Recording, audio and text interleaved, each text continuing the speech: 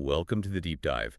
Today we are strapping in for, well, quite a journey. We're going back 600 years, trying to get right into the spiritual, the emotional heart of 14th century Norway. And this isn't your typical dry history lesson, not at all. hmm We're looking at it through an incredible literary lens crafted by Sigrid Undset, who was, really one of the giants of 20th century literature. That's right. We are diving into the source material around Undset's huge medieval trilogy, Kristin Lavransdatter. It's made up of 3 books, The Wreath, The Wife, and The Cross, and it's celebrated for so much more than just historical detail, although that's definitely there. It gives this incredibly raw, unflinching look at human passion, sin, and maybe the long, hard road toward spiritual grace. It actually won her the Nobel Prize in Literature back in 1928. So our deep dive today is really a shortcut to understanding why this work had such an impact. Yeah, it's a shortcut into a whole world. So our mission is pretty clear. We want to extract the key knowledge about this period, but specifically through the eyes of one character, Kristin. She's incredibly complex, definitely. We need to look at her main conflicts, that massive clash between this unstoppable, almost reckless love she feels, and then the demands of her faith, her family honor, her place in society. And tied into that, we need to understand the realities of medieval Norway that shaped her. It's quite stark, isn't it? Everything from folk beliefs, whispers of witchcraft, right up to the Black Death. Absolutely devastating event, the Black Death. And before we really unpack Kristin's story, it's worth just placing Undset herself for a moment. She was born in 1882. Okay. But her own life experiences, they really seem to feed into her focus on the medieval period. Famously, she converted to Catholicism in 1924. Ah, right. That must have been significant. Hugely significant. It probably cemented that encompassing religiosity that critics always talk about in the trilogy. And then later, the 20th century wasn't exactly quiet.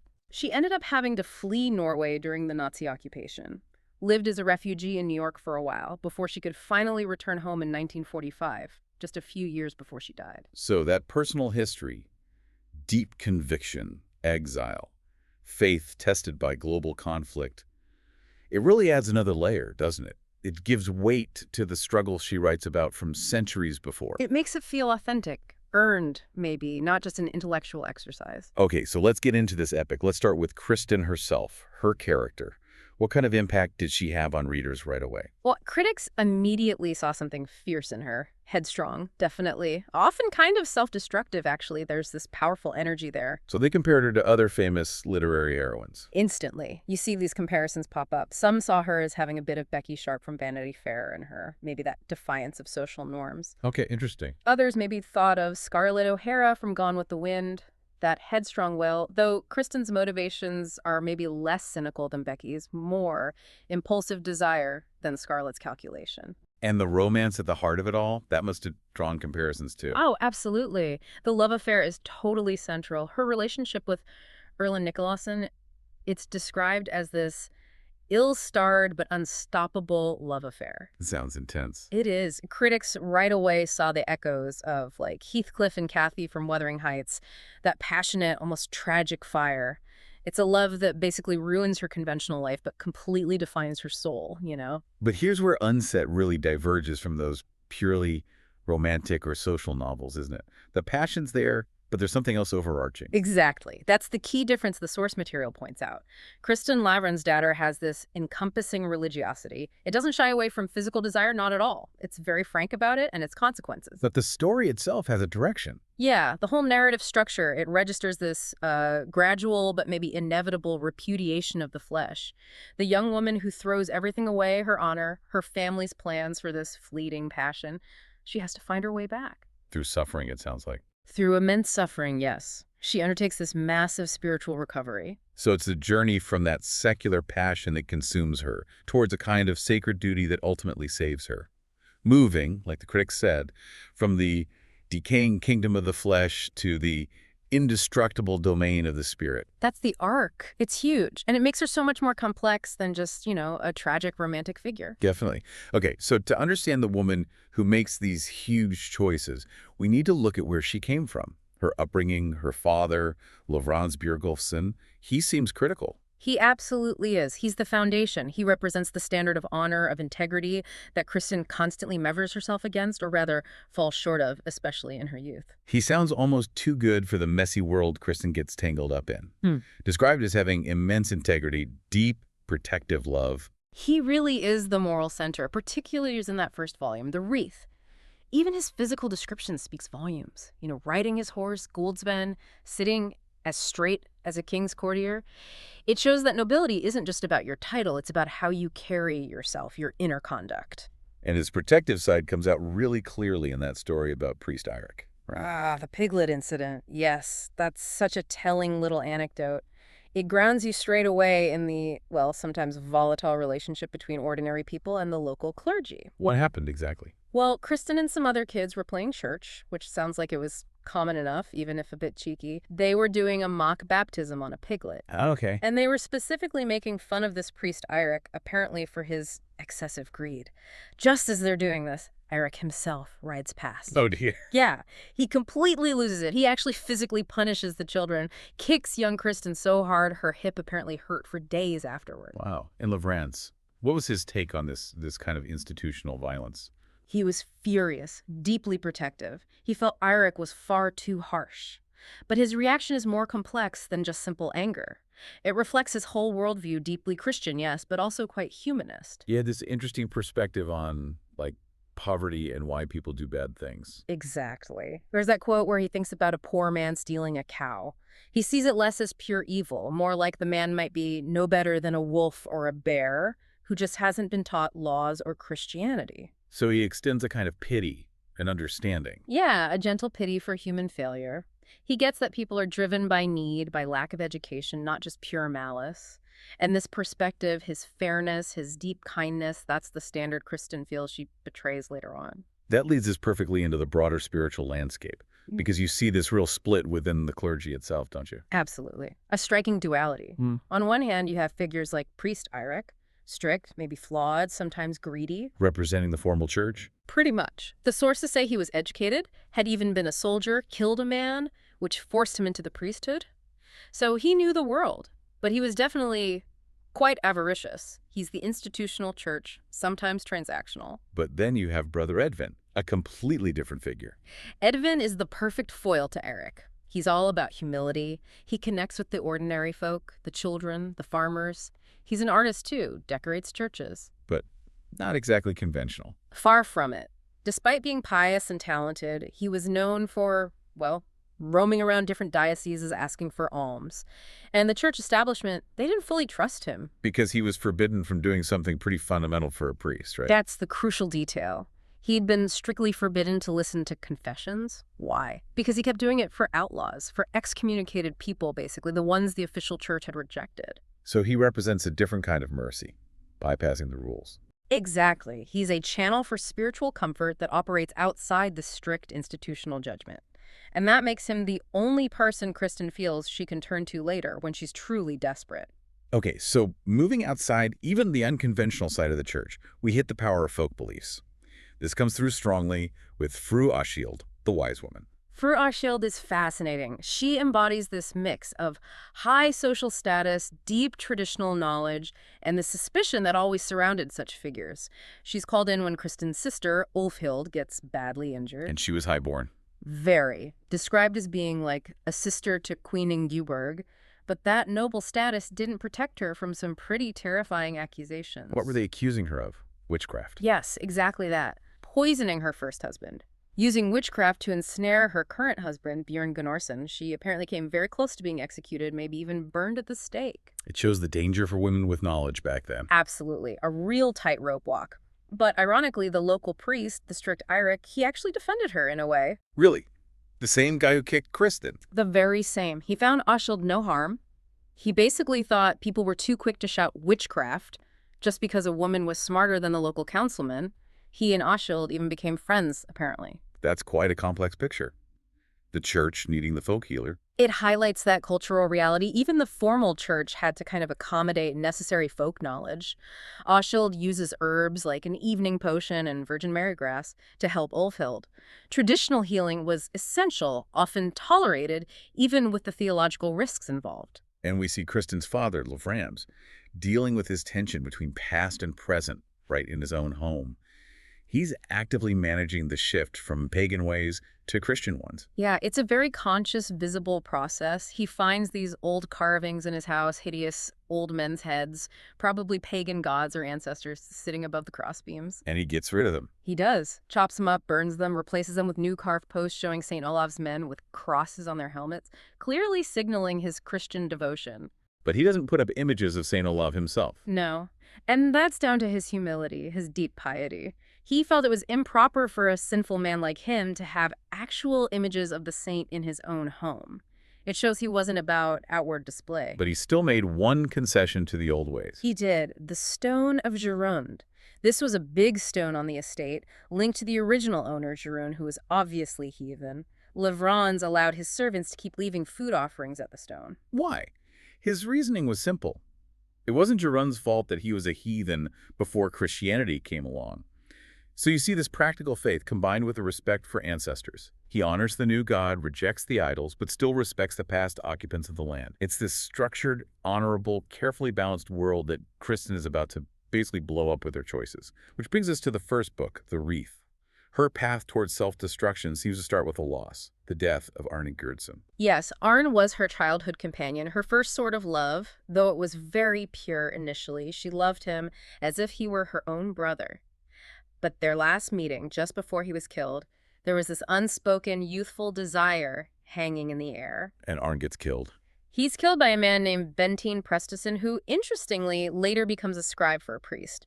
But the tragedy hits Kristin hard, and she internalizes it in a really damaging way. She blames herself for that unspoken desire. Completely. She carries this crushing guilt, believes she is to blame for Arn's death, starts fearing she's inherently a loose, vile woman. This trauma, this deep sense of her own impurity, it fuels her rebellion against the life her father planned. Which was a life with Simon Anderson. Stability, honor, duty. Exactly. Lavrans arranges the betrothal to Simon. He's from the respected Dara lineage. He's steady, reliable, deeply committed to Kristin. The perfect match, on paper. But Kristin feels trapped. She allows Simon's kisses, but feels there's no escape. Marriage feels like something she has to do, not something she wants. And the source notes Simon's love for her was hopeless and perpetual. He's destined for this quiet, lifelong devotion. He's everything Erlend is not. There's even that little detail about Simon's family background, isn't there? Undermining the perfect image slightly. Yeah, it's subtle but important. Simon later mentions a rumor that one of his ancestors was just a comb maker. In that very hierarchical society, that hints that maybe the ancient Dara lineage isn't quite as purely noble as assumed. Not that it reflects on Simon himself. He's impeccable. But Kristin isn't looking for impeccable, is she? She's drawn to chaos. She seems to be. Repulsed by duty, by stable goodness, she wants the intensity, the whirlwind, and that's exactly what arrives in the form of Erlend Nikulaussøn. What's the first impression of Erlend? Powerful. Disruptive. He's described as handsome, tall, thin, very refined looking, black hair, pale blue eyes. He embodies this aristocratic, passionate, maybe even dangerous energy. He completely sweeps Kristin off her feet. And even though she's betrothed, she runs off. Not exactly to find God, though. No, she goes to the Nonacedar convent. It's described as beautiful, light, with glass panes, unlike the darkness of Hamar Cathedral. But she's not there for piety. She uses the convent as cover. To meet Erlend. To carry on a secret sexual relationship with Erlend. She completely ignores her betrothal vows. And ironically, the source says she felt safe and content there, hiding this massive sin within the convent walls. But reality intrudes pretty quickly. The pregnancy scare. Yes.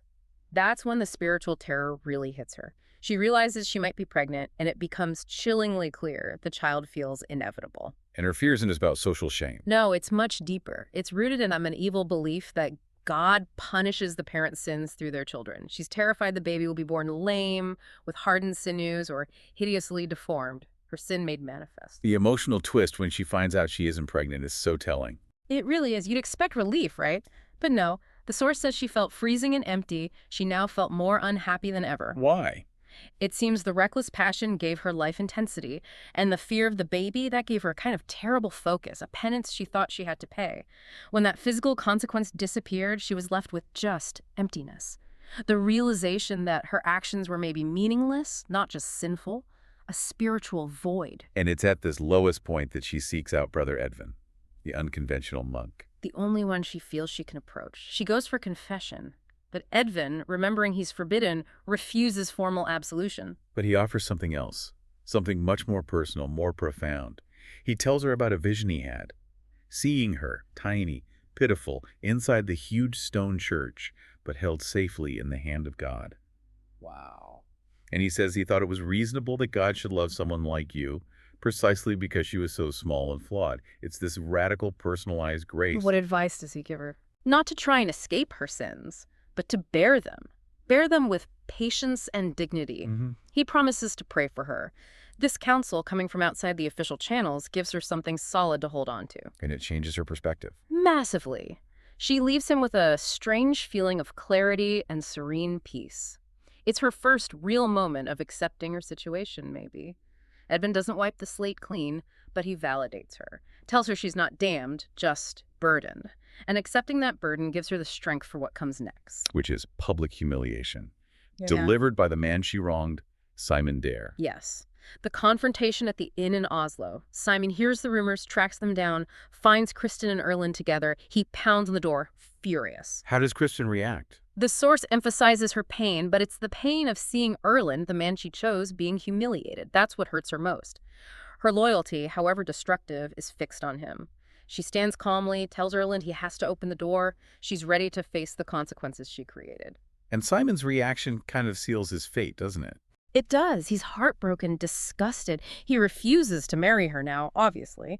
Says he'll never trust a maiden by her eyes again. He just leaves, heads south. Kristin's recklessness hasn't just ruined her own reputation. It's shattered the life of the one truly honorable man who loved her. He's locked into being that hopeless and perpetual admirer. So that brings us into the second volume, The Wife.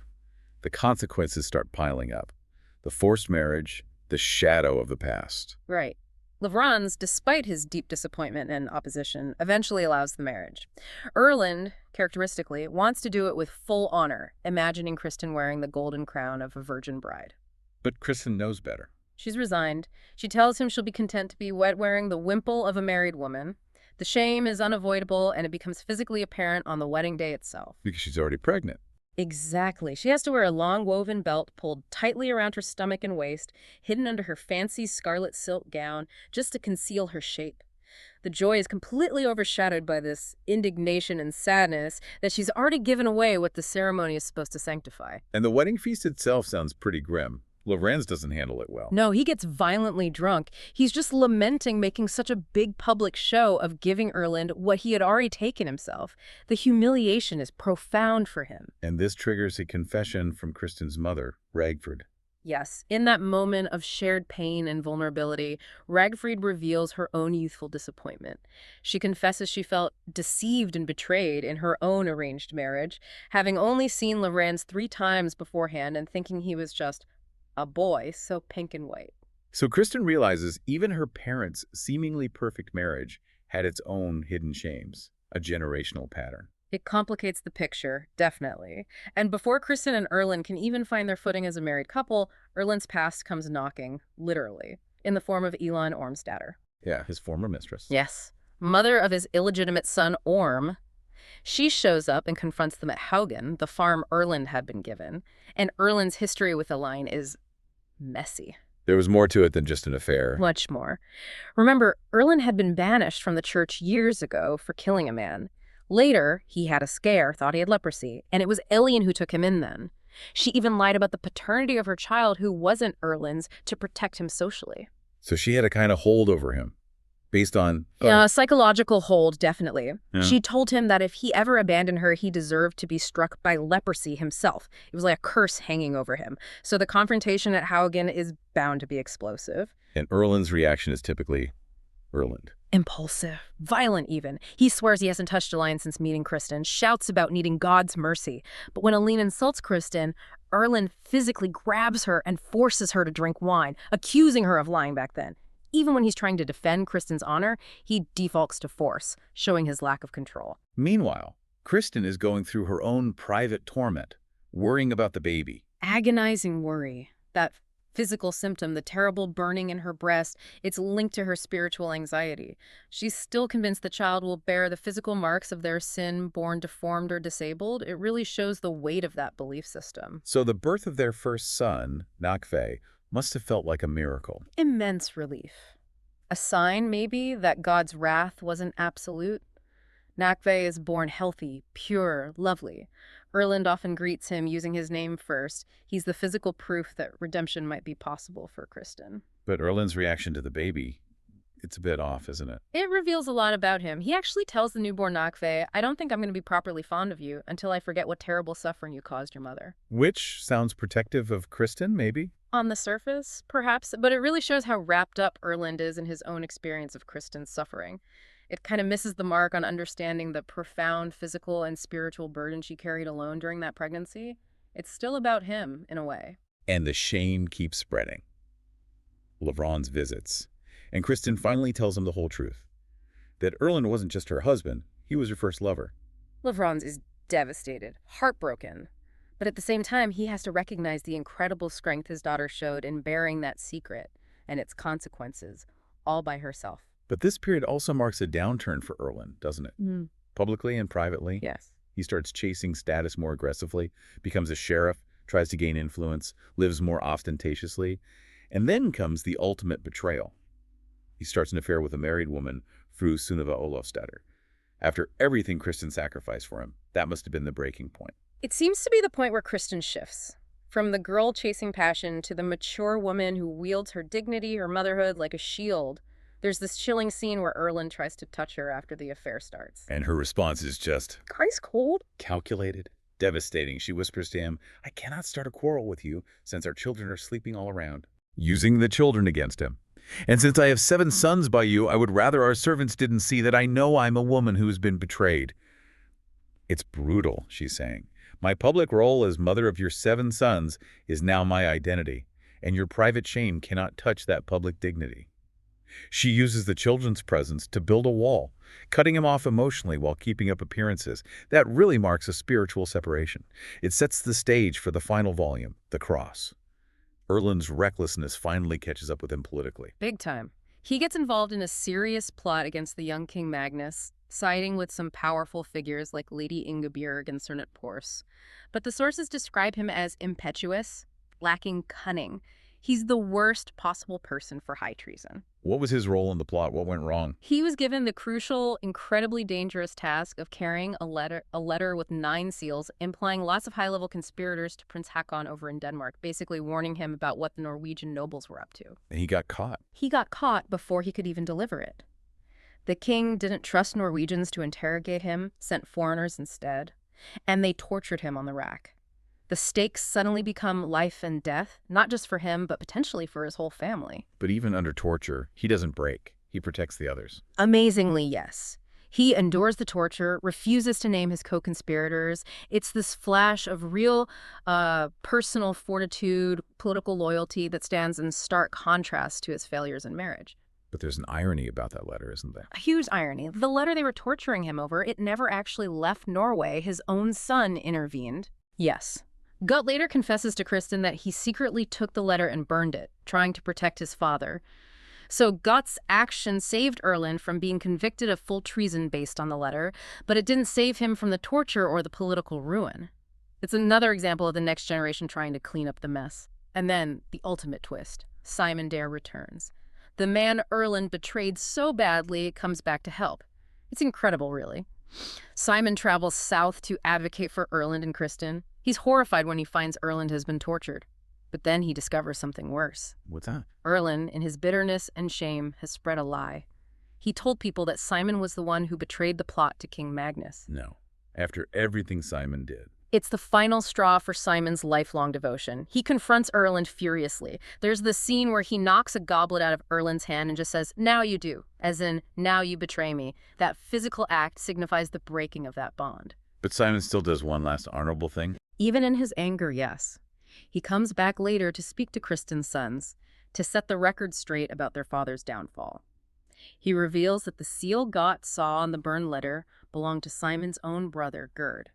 And that the other plotters, including Simon's brothers, many good knights, they all let Erlend take the fall alone. Simon's final act is to protect Erlend's memory for the boy's sake.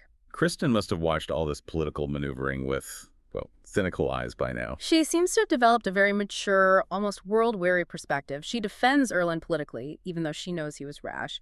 She tells someone, Gunnulf I think, that justice had much too long a road to travel. She saw the hypocrisy. Clearly. She argues Erlend took up a cause that was so great that none of the other chieftains dared raise it. And then she makes that cutting observation. A man who fails is called a traitor, but if he succeeds, people speak quite differently. She's learned that power and success define labels, not necessarily inherent honor.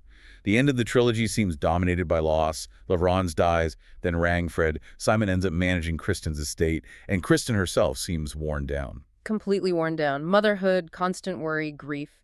And then her youngest son, also named Lavrans, falls desperately ill. In her distress, she does something significant. She travels north, back to Haugen. Erlend's place of exile. The decaying farm? Yes, the place Munin had joked had ghosts. She finds the house falling apart, but Erlend himself seems strangely peaceful. The source says he's happy and lighthearted. He found freedom in isolation. It seems so.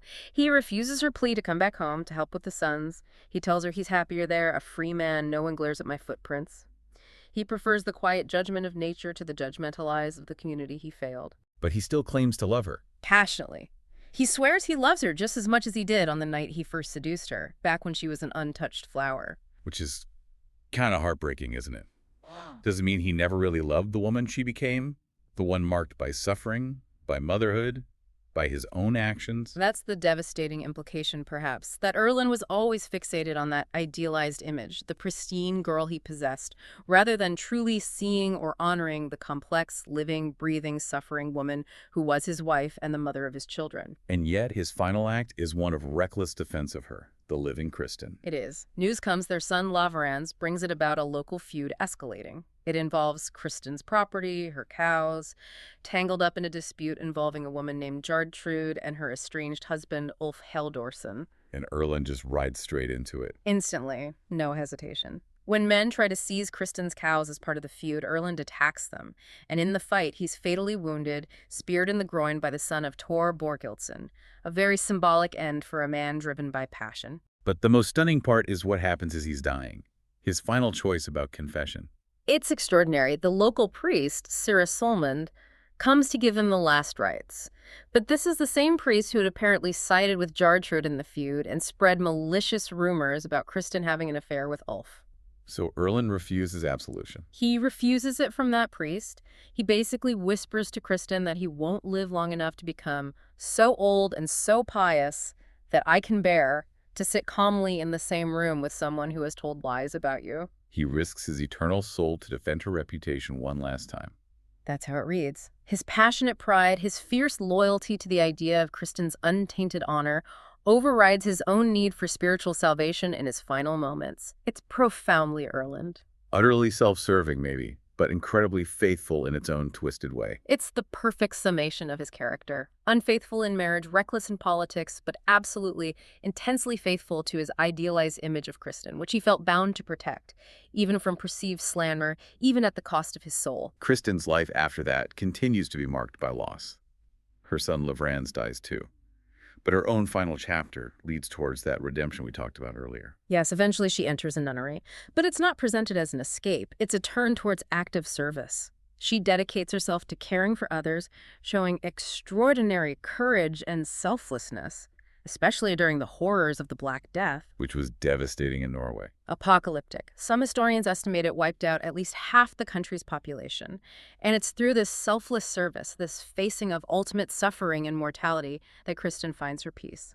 The trilogy closes, registering her long, hard-won, noble victory.